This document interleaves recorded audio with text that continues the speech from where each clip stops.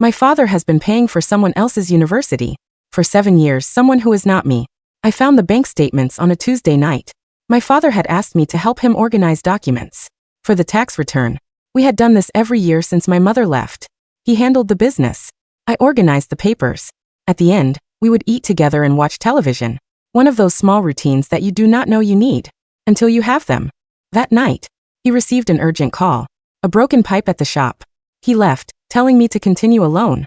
I continued alone. Third folder. A monthly transfer, every month without exception for 7 years. The amount was too specific to be a subscription. And the recipient's name was not a company. It was a person's name. Kimsu University Fund Concept. Monthly maintenance. I went to the next folder. More receipts. Tuition. A student residence in a city 4 hours from here. 7 years of payments, organized with the same meticulousness with which my father organized everything else in his life.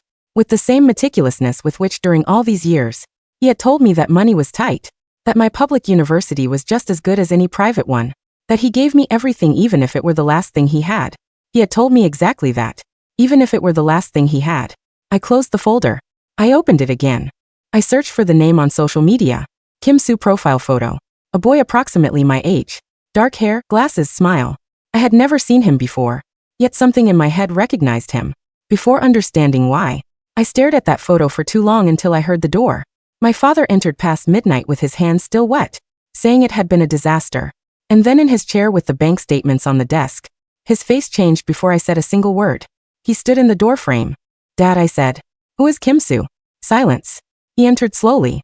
He sat down in front of the desk, ran his hand over his face. He is someone who needed help, he said. What kind of help? The kind I could give him. Do you know him in person? Yes. How long? Since he was 15 years old. He is my age. I said yes. Why has he been receiving your money for 7 years? He put his hands on the desk. The hands I know by heart. The hands that taught me to ride a bicycle. To not be afraid of anything. Because he would always be there. Daniela. I was friends with his mother many years ago before I met your mother. When she died, he was left alone and I could not do nothing. And I said, that is what you said, just friend. He did not respond immediately. And that 2-second silence was enough. Because my father responds quickly when he tells the truth. He always has. I always knew it and I never tested it until that moment. I stood up. Dad. I said with the calmest voice I could find. So is he your son? The silence that followed lasted 6 seconds. I counted them. 1, 2, 3, 4, 5, 6. And then he said something I did not expect. He did not say yes. He did not say no. He said he never knew I existed until 2 years ago. And when he found out I could not turn my back on him, he never knew I existed until 2 years ago.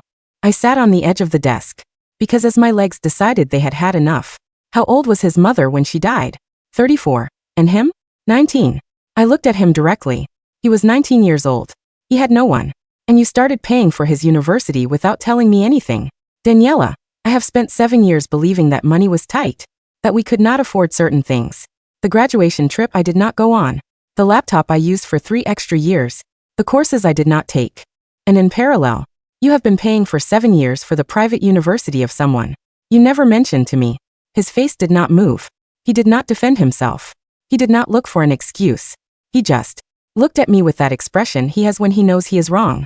And accepts it without fighting. And that was almost worse than anything he could have said. Because it meant that he also knew. That he knew exactly what he was doing for 7 years. And he chose it anyway. I left the study. I closed my bedroom door. I sat on the floor with my back against the bed. I thought about all the times my father had told me no. That this year we could not. That we should wait. Money was always tight for me. Pursue, no pursue. The money was enough every month for 7 years without exception. I opened Instagram. I searched for the profile again. This time I reviewed it completely. Photos of the university, a cafe he visited often, a small dog he clearly adored, and a photo from 3 months ago in a restaurant. A restaurant I recognized immediately. It was the restaurant where my father and I went every year. For my birthday. My father and Sue in my birthday restaurant. The two of them smiling. With a familiarity that is not built in 2 years. I closed the phone. I opened it again. I zoomed in on the photo and saw something I had missed the first time. On the table there were 3 glasses. 3, 2, 3. Who was the third person? The photo was taken from an angle that cut off the third diner. Just below the neck, you could only see a hand on the table. A hand with a ring. I knew that ring. I had seen it all my life. My Aunt Carmen's ring, my father's sister. My aunt also knew. I went back to the study. Dad, how many people in this family know about Sue? He looked at me. Your Aunt Carmen. Your grandmother and me. My grandmother too. Yes. The three most important people in my family after him. The three who had been at my birthdays. Who had told me they loved me. Who had watched me grow up. All three had been keeping this for years. And my mother, I said. Did she know? His face changed in a very specific way. Not guilt, something more complicated than guilt, Daniela. He said, what I am going to say now is going to be difficult to hear. Everything is already difficult. Your mother did not leave because she did not love us. She left because she discovered about Sue and did not know how to stay. After knowing it, the floor beneath me became unstable. My mother left when I was 14 years old. 7 years. Believing she had left because she had simply chosen not to stay. 7 years believing we were not enough for her. My mother did not leave because she did not love us. I left the apartment. I walked without direction. The cold of the night, the empty streets, my own footsteps. I took out my phone. I opened Sue's profile. I wrote without thinking, hello? I am Daniela, the daughter of Ernesto Reyes. I think we need to talk. I sent it. I put away the phone. 3 blocks later, it vibrated. The response from Sue said, I know. I have been waiting for this message for 2 years. You talk now? I wrote yes. Incoming call. Immediately I answered. A young voice, calm, with a very slight accent that was barely noticeable. Daniela, he said. Thank you for writing to me. Your father talked to me about you from the beginning. From the first time we met. He told me he had a daughter who studied design. Who was the most important person in his life. I said nothing, Sue. I finally said, did you know he was lying to me? In order to help you silence Daniela, I need to tell you something your father does not know I know. Something I found 3 months ago. Among my mother's things that no one had reviewed since she died. What did you find? Letters. Letters my mother wrote before dying and never sent. And in almost all the letters, your name appears. I stopped on the sidewalk. My name? Yes. Because my mother knew you, Daniela. She was your mother's best friend. And in the letters, she talks about something that happened between the two families. Something your mother discovered. That my mother kept secret to protect both of them. The cold became more intense. There is one letter, he continued, addressed specifically to you with your name on the envelope. 3 weeks before my mother died. And it says on top, delivered to Daniela when she is old enough to understand. Do you have that letter? Yes. Where are you? I am in your city, he said. I arrived this morning. I was going to call you, but I did not have your number until you wrote to me. Why today? Because today marks 7 years since my mother died. And I decided it was enough time. I looked up half a block from where I was standing. A figure stood under a street light with a phone in hand. Dark hair, glasses. The same smile from the photo in person. What was not visible in the photo was what I saw now. The eyes, the same eyes as my father. Exactly the same. So I hung up the phone. When he saw me, I lowered mine. He walked toward me. He reached where I was. He took something out of his pocket. A white envelope, old. With my name written on the front in handwriting I did not recognize. Daniela, he said. I think you have spent your whole life being the only person who does not know the complete truth. I took the envelope and at that moment, my phone rang. My father. 5 calls in a row. I answered the 6th. Daniela, he said, with a voice that in 21 years I had never heard break like that. Daniela, where are you? I need to tell you something before you open that envelope. Something I should have told you a long time ago. I looked at Sue in front of me. I looked at the envelope in my hand. I already know, Dad, I said. Long silence. I am with him right now. And then my father said, Daniela, what that envelope says is going to explain to you why your mother never really left completely. And why she has been waiting for 7 years for you to find it. The phone in my hand, my mother who never left completely. I began to open the envelope. The paper was thick, yellowed at the corners. It had the dry, slightly sweet smell of places that have been locked away for a very long time. I pressed the phone against my ear with my shoulder. Daniela, my father said. His breathing was ragged. The man who handled everything, who organized tax returns and broken pipes with the exact same glacial efficiency, was hyperventilating. Do not read it on the street. Call me home. Let me pour you a glass of water, and we will sit down and I will. No, I said. Danny, please. You don't understand what she did. You don't understand what I had to do to keep you. I am reading it, Dad, I said. I hung up. I turned off the phone entirely. The screen went black, cutting off my father, cutting off the apartment, cutting off the last 21 years of my life. I looked at Sue. He hadn't moved. He stood under the sodium light of the street lamp, his hands shoved deep into his coat pockets. He wasn't watching the letter. He was watching me. He had the patience of someone who had already survived the worst day of his life, and was simply waiting for me to catch up. I pulled out the folded pages. 3 sheets of paper covered in blue ink. The handwriting was sharp, leaning heavily to the right. I knew that handwriting. It was the same handwriting that used to label my lunchboxes, the same handwriting on the back of my childhood photographs. My mother. I took a breath that felt like inhaling crushed glass, and I read, "My Daniela, if you are reading this, it means you are old enough. It means you found the thread and pulled it. I always knew you would. You have my eyes, but you have your father's mind. You organize things. You categorize. You do not let inconsistencies lie. I am writing this from a hospital room. Not my hospital room. Elena's. You do not know Elena, but she was the other half of my soul. Before I met your father, before you were a heartbeat, Elena and I were everything to each other. We built the business your father now claims to run. We designed the first mock-ups. We laid the foundation. But Elena was wild, brilliant, and careless. And I was too eager for stability. So I married Ernesto. He was safe. He was meticulous. He promised to take care of the finances so we could create. What I didn't know, until 7 years ago, was that Ernesto didn't just take over the finances. He took over Elena. He had a brief, catastrophic affair with her when you were a toddler. Elena came to me weeping, pregnant, terrified. She wanted to run away. She wanted to abort. I told her no. I told her I would help her raise the boy. Sue. I forgave her, Daniela, because I loved her more than I loved my own pride. But I never told Ernesto that I knew. I let him believe his secret was safe. But Ernesto is a man who cannot tolerate a mess. And Sue was a mess. A living, breathing piece of evidence that Ernesto Reyes was not a perfect man.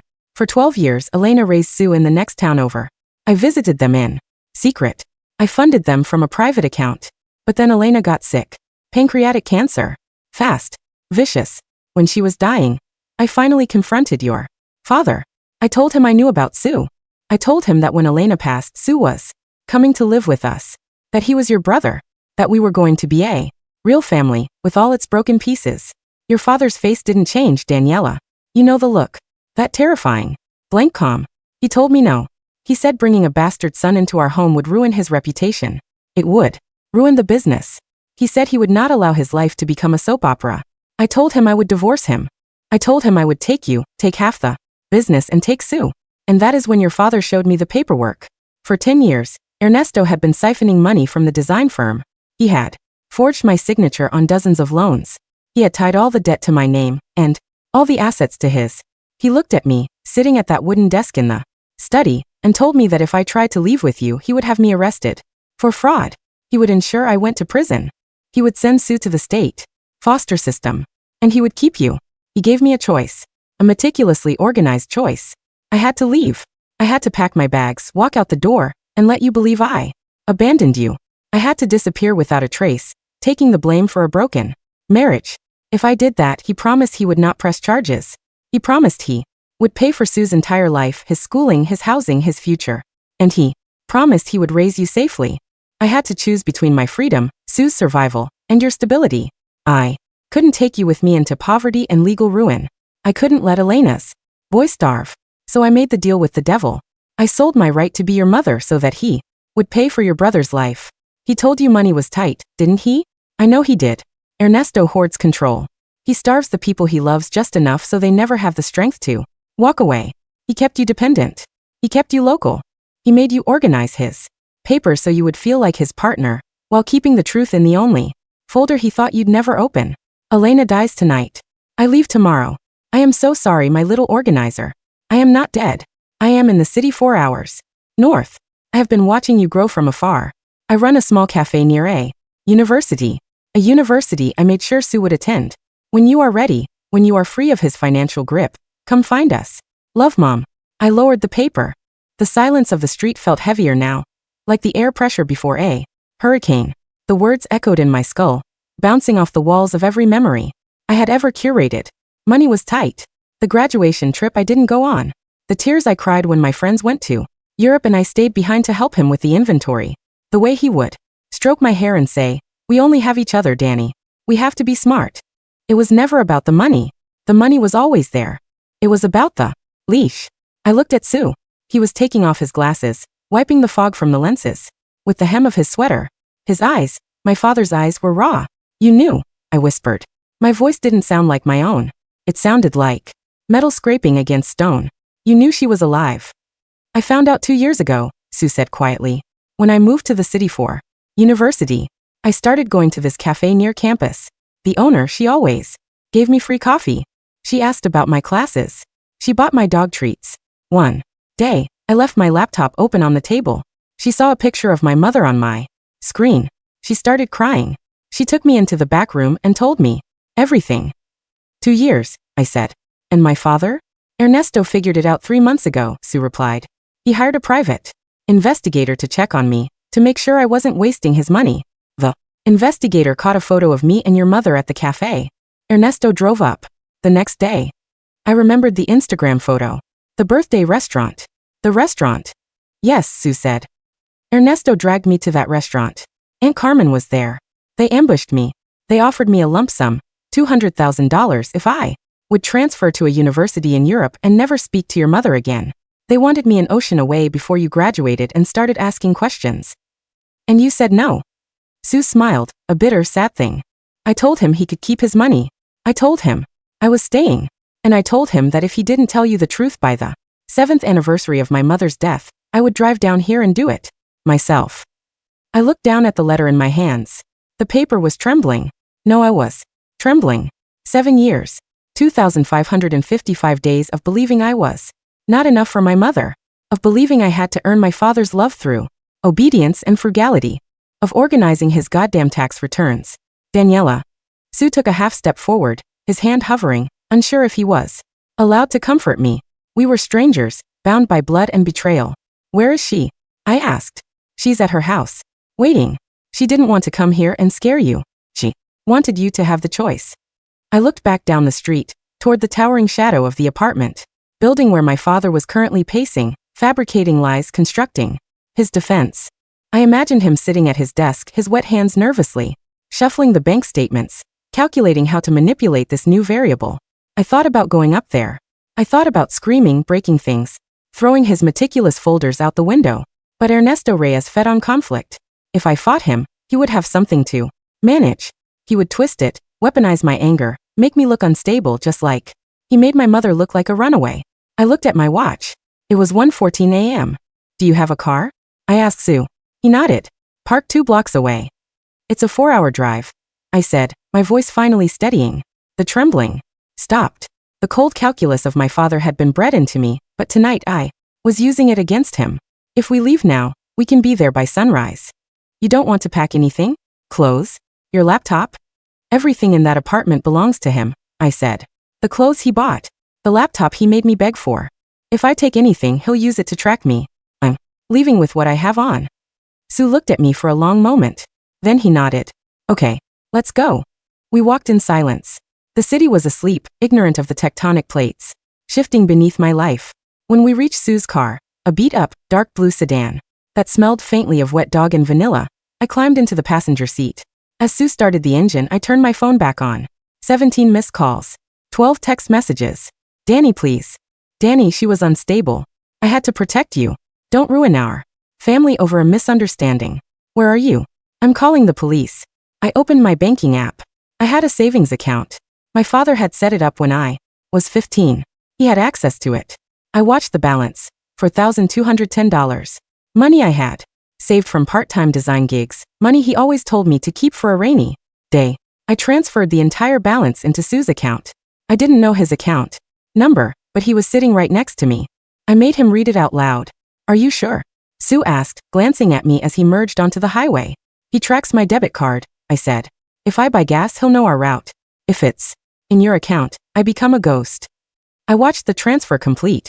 Balance $0. Then, I opened my messages and typed a final reply to Ernesto. I read it. You are right, Dad. Money is tight. Keep the change. I pressed send. Then I rolled down the window, feeling the freezing wind whip across my face, and threw the phone out into the dark. I didn't hear it shatter against the asphalt, but I felt the fracture deep in my chest. A sudden, terrifying weightlessness washed over me. I pressed my head against the cold glass of the window and closed my eyes. So, I said into the dark of the car, tell me about the dog. Sue let out a breath that was half laugh, half sob. His name is Barnaby. Is a rescue. He eats shoes. Good, I whispered. I hate my shoes. The drive north was a liminal space. For the first 2 hours, Sue and I dismantled our childhoods, laying the pieces out on the dashboard to see how they fit together. He told me about Elena, how she used to paint murals on the walls of their cheap apartments, how she laughed with her whole body, how she refused to talk about my father. She always told me my dad was a ghost, Sue said, his hands tight on the steering wheel. A man who couldn't handle the light, so he chose the dark. I used to think she meant he was a criminal. I didn't know he was just a coward with a good accountant. I told him about the study, the routines, the way Ernesto would meticulously grade my life, approving my friends, my major, my hobbies, always with that gentle, stifling smile. I give you everything even if it were the last thing I had. He paid for my tuition out of a guilt fund, Sue muttered. To him I wasn't a son. I was an invoice, a monthly maintenance fee. And I was the trophy, I replied. The proof that he was a good man. He needed me in that apartment to validate his sacrifice. By the third hour, the sky began to bleed from pitch black to a bruised indigo blue. The landscape outside changed from concrete overpasses to sprawling fields, lined with frost. We stopped at a gas station. Sue went inside to buy coffee and terrible powdered donuts. I stood by the car, watching the steam rise off the hood. I realized, with a strange detachment, that I had no idea what my life was going to look like tomorrow. I was a week away from midterms. I was supposed to have a critique for my portfolio on Thursday. None of it mattered. The girl who organized those folders was dead. When Sue came back, he handed me a styrofoam cup. 2 sugars, he said. Your mom told me. My throat tightened. She remembers how I take my coffee? She remembers everything, Danny. She has a whole drawer in her office just filled with newspaper clippings of your high school art awards. She used to make me drive past your campus sometimes, just so she could see the building you studied in. I looked down at the dark liquid in the cup. Why didn't she fight harder? Why didn't she go to the police about the fraud? Because Ernesto is smart, Sue said, opening his door. If she went to the police, the investigation would have taken years. Her assets would have been frozen. In the meantime, he would have tied her up in family court. He would have dragged her name through the mud. And Elena was dying. My mom needed her. And you needed a roof over your head. She traded her reputation to buy us both time. I got back in the car. Time is up. We pulled into the city just as the sun crested the horizon, washing the streets in a pale golden light. It was a college town built around old brick buildings and massive oak trees. It looked exactly like the kind of place Ernesto would hate. Too organic, too messy, too alive. Sue navigated through the quiet residential streets until we reached a row of small, 2-story townhouses with peeling paint and overgrown gardens. He parked in front of one with a bright yellow door. This is it, Sue said, turning off the engine. I stared at the yellow door. My heart, which had been frighteningly calm for the last 4 hours, suddenly began to hammer against my ribs like a trapped bird. My mother. The woman I had spent 7 years hating. The woman I had cried over in the dark, wondering what I had done wrong, wondering why I wasn't lovable enough to make her stay. She was 20 feet away. I couldn't move. My hands were gripping the door handle so hard my knuckles were white. Hey, Sue said softly. He reached over and touched my arm. You don't have to. Go in right away. We can sit here. We can sit here all day if you want. No, I choked out. I've waited long enough. I opened the door and stepped out into the crisp morning air. My legs felt like lead. Every step up the concrete walkway was a battle against my own muscle memory, against the 7 years of programming that told me this woman was a traitor. Before we even reached the porch, the yellow door opened. She stood in the frame. She was older. Her hair, which used to be a dark, glossy brown, was now streaked heavily with silver. She wore an oversized wool sweater and loose jeans. But her eyes, my eyes, were exactly the same. She looked at Sue first, a question in her expression. Sue just nodded. Then she looked at me. For a second, the universe held its breath. I thought I was going to demand answers. I thought I was going to yell at her for making that deal, for leaving me alone with a monster, for not finding another way. I had a whole speech prepared in the back of my mind, full of sharp edges and righteous anger. But then she brought her hand up to her mouth, and a sob broke through her chest, a sound so raw, so violently full of grief and love, that it shattered every defense I had left. My Danny, she wept, her knees buckling slightly. I didn't think. I just moved. I ran up the stairs and crashed into her. She caught me, wrapping her arms around me with a desperate, crushing strength. She smelled like cinnamon and old paper and safety. I buried my face in her shoulder, and the dam broke. I cried for the 14-year-old girl who came home to an empty closet. I cried for the graduation she missed. I cried for the terrible, suffocating weight of my father's meticulous love. I'm sorry, she kept repeating, rocking me back and forth on the porch. I'm so sorry, my baby. I'm so sorry.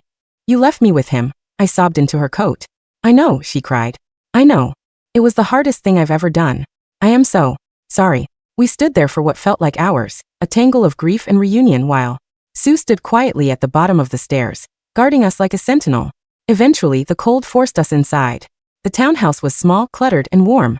There were books stacked on the floor, half-finished paintings leaning against the walls, and a chaotic, joyful mess of mismatched furniture.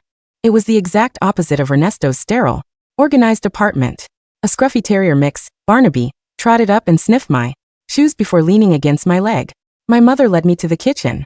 She made me sit at a battered wooden table and poured me a cup of tea. Her hands were shaking. I didn't think you would come, she said, sitting across from me. When Ernesto found out about the cafe, he told me he had convinced you I was a lunatic. Told me you hated me. He didn't mention you, I said, wrapping my hands around the warm mug. Ever. He acted like you evaporated. Her jaw tightened.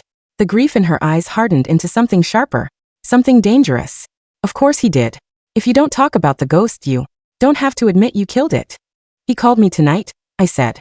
Before I read the letter. He told me you never really left completely. He said you were waiting for me to find it.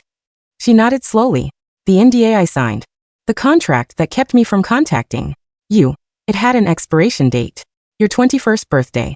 I mailed that letter to Sue's old address weeks ago, knowing Sue was going back to pack up Elena's remaining things. I knew Sue would find it. I knew he would bring it to you. I looked at her, truly looked at her, and saw the brilliant, strategic mind that had built my father's business. She hadn't been defeated. She had been playing a long game. Why my 21st birthday? I asked. She leaned forward, her eyes locking onto mine. Because at 21 the trust fund your grandfather left you vests. Ernesto has been the custodian of it for years. Tomorrow at noon legal control transfers to you. He can no longer hold your finances hostage. You are legally, financially, and entirely free. I blinked, stunned. I don't have a trust fund. You do, she said grimly. Ernesto hid it from you. He used the interest to prop up the business, but he couldn't touch the principal. It's why he always told you money was tight. He needed you to believe you were poor so you wouldn't ask questions, so you wouldn't look for independent accounts. Tomorrow $300,000 becomes yours. I sat back in the chair. The breath rushed out of my lungs. The graduation trip. The broken laptop. The clothes from the discount racks. It was all a theatrical production. A meticulously designed play to keep me on my knees thanking him for the scraps he tossed me. And in parallel, he was paying Sue not out of generosity, but out of blackmail. A cold, terrifying clarity settled over me. It was the same clarity I felt when I used to organize his tax returns, finding the patterns, aligning the numbers. But this time, I wasn't organizing his life. I was dismantling it. I looked at Sue, who was leaning against the kitchen counter, petting the dog. I looked at my mother, who had sacrificed a decade of her life to ensure I made it to this finish line. Mom, I said, and the word felt strange but wonderful on my tongue. Yes, Danny. Where is Aunt Carmen's house? My mother frowned. In the suburbs, back in the city. Why? I stood up. The exhaustion was gone. I felt like a wire, pulled tight and humming with electricity. Because my father doesn't know where I am. He doesn't know I threw my phone away. He's panicking, I said, pacing the small kitchen. He thrives on control. Right now he has none. He's going to call Carmen. He's going to call my grandmother. He's going to rally his troops to find me before the banks open. Tomorrow. Let him, Sue said. You're safe here. No, I said, turning to them. If we just hide, he spins the narrative. He tells the police I'm missing. He tells everyone my crazy mother kidnapped me. He keeps his reputation. He keeps the business you built, Mom. I looked at my mother. You traded your life so he wouldn't press fraud charges against you. But those charges are past the statute of limitations now, aren't they? A slow, dangerous smile spread across my mother's face. 7 years. The statute expired yesterday. Exactly. I walked over to the kitchen counter and picked up Sue's car keys. Sue, you have copies of the bank transfers from the last 7 years. The payments he made to you. Yes, Sue said, standing up straighter. All of them. Mom, do you have proof of the original designs? The ones he patented under his own name? I have the original sketches. Date stamped. I looked at them both. My family. The real one. The messy, broken, beautiful family my father had tried to bury. I've spent my whole life organizing Ernesto Reyes's papers, I said, my voice cold and steady. I know his accounts. I know his passwords. I know where he hides his offshore transfers to avoid taxes. I filed them. Sue's eyes widened. Danny, what are you saying? I'm saying we're not staying here, I said. We're driving back. We're going to Aunt Carmen's house, because that's where he'll be holding court. We are going to walk in there, and we are going to burn his immaculate life to the ground. The drive back felt entirely different. We weren't fleeing anymore, we were hunting. My mother sat in the back seat, furiously typing on her laptop, drafting emails to the lawyers she had quietly retained months ago in preparation for this day. Sue drove, his jaw set, occasionally glancing at me with a look of newfound respect. I sat in the passenger seat with a yellow legal pad my mother had given me. I was making a list. 1. The trust fund. 2. The extortion payments to Sue. 3. Intellectual property. Theft mom's designs. 4. Tax evasion. The Cayman's account I found in folder 6. 3 years ago and was told to ignore. My father thought I was just a quiet girl who liked to watch television and eat dinner with him. He forgot that to keep his secrets, he had to teach me his system. He had made me the architect of his own destruction. We arrived back in my home city just as the clock struck 11 a.m. Aunt Carmen lived in a gated community, the kind of place where the lawns were manicured with military precision. Sue parked the battered sedan right in the driveway, blocking in my father's sleek black Mercedes. I got out of the car. My mother stepped out behind me, looking up at the sprawling house. She took a deep breath, squaring her shoulders. She looked like a queen returning from exile. We walked up to the heavy oak door. I didn't knock. I tried the handle. It was unlocked. We stepped into the foyer. From the living room down the hall, I could hear voices. Police won't do anything for 24 hours. Aunt Carmen was saying, her voice shrill and panicked. Ernesto, if she goes to the press, if she talks to the board, she won't talk to anyone, my father roared. It was the loudest I had ever heard him speak. The glass chandelier above us actually vibrated. Daniela is weak. She relies on me. Valeria poisoned her mind, but she will come crawling back the second her card declines. I just need to find the boy. You don't have to look far, Dad, I said, stepping into the living room. My father froze. He was standing by the fireplace, a glass of scotch in his hand, despite it being before noon. Aunt Carmen was sitting on the white leather sofa, clutching her pearls in a cliché so perfect it almost made me laugh. My grandmother sat in an armchair, looking pale and withered. The three people who had lied to me my entire life. Ernesto's eyes locked onto me. Relief washed over his face, quickly replaced by his mask of paternal authority. Daniela. Thank God. He took a step toward me. Where have you been? I've been sick with worry. Then Sue stepped out from behind me. Ernesto stopped. His jaw twitched. And then my mother walked into the room. The glass of scotch slipped from Ernesto's hand and shattered against the marble floor. Aunt Carmen screamed, a short, terrified gasp, and scrambled backward on the sofa. My grandmother crossed herself. My father looked like he had seen a ghost. And in a way he had. Valeria, he whispered, the blood draining from his face. Hello, Ernesto, my mother said. Her voice was pure ice. You look terrible. What is this? Ernesto stammered, looking from me to Sue, and finally, to my mother. The meticulous man was gone. He looked small, pathetic, cornered. Daniela, come here. Get away from them. They are. Stop talking, Ernesto, I said. My voice cracked like a whip across the room. He actually flinched. I walked over to the coffee table, ignoring the crunch of broken glass beneath my boots. I took the yellow legal pad and dropped it onto the pristine glass surface. At noon today, I said, checking my watch. My grandfather's trust fund transfers to my name. I have already contacted the bank via my mother's attorney. Your custodial access has been revoked.